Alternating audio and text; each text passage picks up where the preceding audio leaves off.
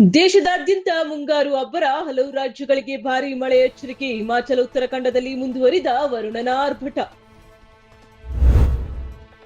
BRICS ರಾಷ್ಟ್ರಗಳ ಸಾರಿಗೆ ಸಚಿವರ ಸಭೆಗೆ ಚಾಲನೆ. ನಾಗ್ಪುರದಲ್ಲಿ 11 ರಾಷ್ಟ್ರಗಳ ಸಚಿವರು ಅಧಿಕಾರಿಗಳ ಸಮಾಗಮ. ಜುಲೈ 11ರಂದು ಸಾರಿಗೆ ವ್ಯವಸ್ಥೆ ಬಲವರ್ಧನೆಗೆ ಜಂಟಿ ಘೋಷಣೆ ನಿರೀಕ್ಷೆ.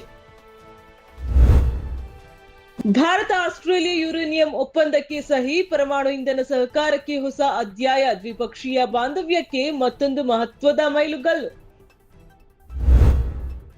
ಪ್ರಧಾನಿ ಮೋದಿ ವಿದೇಶ ಪ್ರವಾಸದ ಮಧ್ಯೆ ಕಾಂಗ್ರೆಸ್ ಪ್ರಶ್ನೆ. ಭಾರತ ಚೀನಾ ಎಲ್ಎಸಿ ಗಡಿ ಪರಿಸ್ಥಿತಿ ಪ್ರಸ್ತಾಪಿಸಿದ ಪ್ರತಿಪಕ್ಷ. ಗಡಿ ಭದ್ರತೆ ಬಗ್ಗೆ ಉತ್ತರ ನೀಡುವಂತೆ ಆಗ್ರಹ.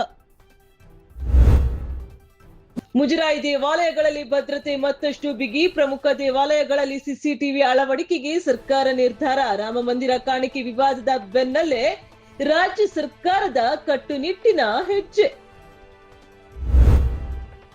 ಅನ್ನಭಾಗ್ಯ ಯೋಜನೆಗೆ ಸರ್ಕಾರದ ಹೊಸ ನಿರ್ಧಾರ. ಇಂದಿರಾ ಕಿಟ್ ಪ್ರಸ್ತಾವನೆ ಕೈಬಿಟ್ಟ ರಾಜ್ಯ ಸರ್ಕಾರ. 10 ಕೆಜಿ ಅಕ್ಕಿ ವಿತರಣೆ ಮುಂದುವರಿಯುವ ಸಾಧ್ಯತೆ. ಜಾತಿ ಗಣತಿ ವರದಿ ಇನ್ನೂ ಸಚಿವ ಸಂಪುಟಕ್ಕೆ ಬಂದಿಲ್ಲ. ವರದಿ ಪರಿಶೀಲನೆ ಬಳಿಕವೇ ಮುಂದಿನ ತೀರ್ಮಾನ. ಮೊದಲು ಬಿಜೆಪಿ ರಾಜ್ಯಗಳಲ್ಲಿ ಸರ್ವೆ ನಡೆಸಲಿ. ಬಿಜೆಪಿಗೆ ಪ್ರಿಯಾಂಕ್ ಖರ್ಗೆ ತಿರುಗೇಟು. ಕಳ್ಳತನ ಪ್ರಕರಣಗಳ ಬೆನ್ನತ್ತಿದ ಪೊಲೀಸರಿಗೆ ಯಶಸ್ಸು. ಅಂತಾರಾಜ್ಯ ಕಳ್ಳ ಪೊಲೀಸ್ ಬಲೆಗೆ 11 ಪ್ರಕರಣಗಳನ್ನು ಭೇದಿಸಿದ ದಕ್ಷಿಣ ಕನ್ನಡ ಪೊಲೀಸರು.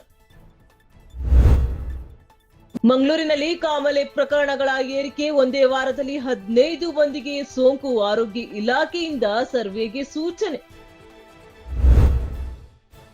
ನ್ಯಾಟೋ ಶೃಂಗಸಭೆಯಲ್ಲಿ ಮಹತ್ವದ ನಿರ್ಧಾರ. ರಕ್ಷಣಾ ವೆಚ್ಚ ಹೆಚ್ಚಿಸಲು ಸದಸ್ಯ ರಾಷ್ಟ್ರಗಳ ಒಪ್ಪಿಗೆ. ಜಾಗತಿಕ ಭದ್ರತೆ ಬಗ್ಗೆ ನಾಯಕರಿಂದ ಚರ್ಚೆ. ಫ್ರಾನ್ಸ್ ಸೆಮಿಫೈನಲ್ಗೆ ಭರ್ಜರಿ ಎಂಟ್ರಿ. ಎಂಬಾಪೆ ಡೆಂಬಲೆ ಗೋಲುಗಳಿಗೆ ಮೊರಾಕೊ ಮಂಕು. ವಿಶ್ವಕಪ್ ಕನಸು ಜೀವಂತ. ಪ್ರಶಸ್ತಿಯತ್ತ ಫ್ರಾನ್ಸ್ ದಿಟ್ಟ ಹೆಜ್ಜೆ.